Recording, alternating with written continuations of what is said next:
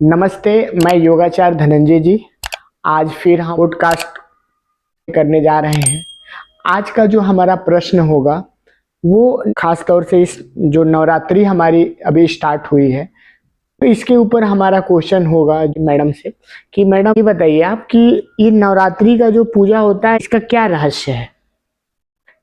सभी दर्शकों को पहले तो मेरा नमस्कार और भारतीय नववर्ष की हार्दिक शुभकामनाएं आप सभी को।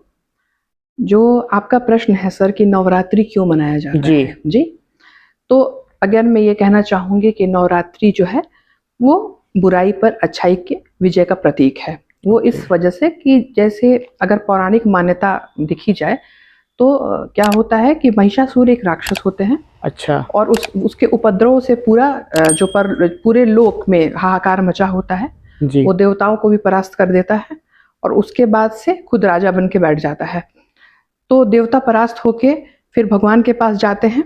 ब्रह्मा जी, विष्णु भगवान और शंकर भगवान, उनकी शक्ति एकत्रित होकर माता का रूप लेती है और पार्वती माँ के 9 रूपों से के द्वारा वो महिषासुर का वध करती है। 9 दिनों तक, 9 रात्रि तक उनसे उस महिषासुर से युद्ध होता है और बाद में माता विजयी होती है, उस दुष्ट का वध कर देती हैं जी। तो इसलिए नवरात्रि मनाया जाता है अगर पौराणिक मान्यता देखी जाए। अच्छा, ठीक है। अगर ऐतिहासिक रूप से भी देखा जाए तो श्री राम जो हैं जी, वो जब रावण से युद्ध करने जाते हैं अच्छा, तो वो 9 दिन का उपवास करते हैं और शक्ति की देवी है हमारी माता, बिल्कुल, तो उनसे आराधना करते हैं और विजय का वरदान लेते हैं और उसके बाद से रावण पर विजय प्राप्त करते हैं। तो इसलिए भी मनाया जाता है। एक तरह से ये भी कहा जा सकता है कि हमारे अंदर जो नकारात्मक ऊर्जा है उसको भी हटाकर और एक होता है ना कि सकारात्मक ऊर्जा का प्रकाश फैले, इसलिए भी नवरात्रि मनाया जाता है। और फाइनली ये भी कहा जा सकता है कि यहाँ पे ऋतु परिवर्तन भी होता है। अच्छा, तो हम अगर 9 दिन व्रत करते हैं, उपवास कर लेते हैं,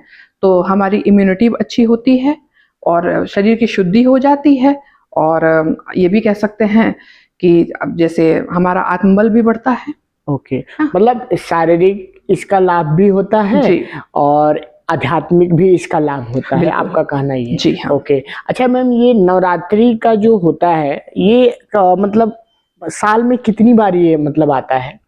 अगर देखा जाए तो प्रॉपरली तो 4 बार नवरात्रि आता है। अच्छा, 4 बार नवरात्रि जी हाँ। जो 2 प्रमुख हैं ठीक है, और जो 2 हैं वो गुप्त हैं। तो 2 प्रकट नवरात्रि होती है। अच्छा। हाँ, जो चैत्र में मनाया जाता है, चैत्र शुक्ल पक्ष जो अभी हम लोग का चल रहा है जी हाँ। फिर उसके बाद से हम लोग का आश्विन मास में मनाया जाता है, ठीक है, शारदीय नवरात्रि जिसे हम बोलते हैं। अच्छा। ये दोनों प्रकट नवरात्रि है। और जो 2 अलग नवरात्रि है वो गुप्त नवरात्रि मानी जाती है, जो आषाढ़ में मनाया जाता है, आषाढ़ माह में। तो तांत्रिक अनुष्ठान के लिए लोग करते हैं इसे, ठीक है, तांत्रिक साधनाओं के लिए ज्यादातर मतलब उसकी विशेषता यही है। हाँ बिल्कुल। अच्छा ये बताइए कि इसमें क्या कुछ जैसे कि राजसिक भी पूजा होता है क्या इसका, जैसे कि तंत्र विद्या का, और मतलब क्योंकि बहुत सारे तांत्रिक भी माता का पूजा करते हैं जी हाँ। जो है कि माता की पूजा देखिए 2 तरह की पद्धतियां होती हैं पूजा की। एक सात्विक होती है, एक तांत्रिक विधि होती है। दोनों ही मतलब जैसे इंस्टेंट काम कराने के लिए तांत्रिक विधि का लोग अनुष्ठान करते हैं, जो उस पद्धति को फॉलो करते हैं। अच्छा, जो कि हम लोग सात्विक विधि वाले हैं, तो सात्विक पे हमें ज्यादा मतलब कमांड है और ज्यादा पता है उसके बारे में, क्योंकि हम लोग घर पे भी सात्विक पूजा ही करते हैं। तांत्रिक अनुष्ठान गुरु के मार्गदर्शन में लोग सीखते हैं, करते हैं, है ना। तो ये जो आषाढ़ माह की जो नवरात्रि है वो तांत्रिक अनुष्ठान के लिए होता है। अच्छा जी। अच्छा ये बताइए मैम, हम नवरात्रि की पूजा में जानना चाह रहे हैं कि और पूजा में और नवरात्रि की पूजा में क्या विशेष देखिए ऐसा है कि एक तो 9 दिन की ये एक अनुष्ठान होता है। अच्छा। जिसमें हम कलश की स्थापना कराते हैं, ठीक है। फिर उसके बाद से दीपक प्रज्वलित करते हैं, अखंड दीप भी लोग जलाते हैं, व्रत उपवास करते हैं, कुछ नियम होता है, प्रॉपर नियम के हिसाब से कन्या पूजन से समाप्ति करते हैं, ठीक है। और अगर देखें तो मतलब शक्ति की देवी है माता दुर्गा, ठीक है। तो हमारी जो नकारात्मक ऊर्जा है उसको भी समाप्त करके सकारात्मकता भी बढ़ती है, आत्मबल में वृद्धि होती है, शक्ति, ऊर्जा, साधना, ठीक ना, उसकी प्राप्ति होती है। हमें बहुत प्रॉपर हम लोग क्या कह सकते हैं कि अपना उत्थान करते हैं। 9 दिन अगर हम व्रत कर लेते हैं तो एक अलग ही अद्भुत ऊर्जा हमारे अंदर विकसित हो जाती है। अच्छा, 9 दिन हम और 9 देवियों की पूजा हम लोग करते हैं, ऐसा क्या?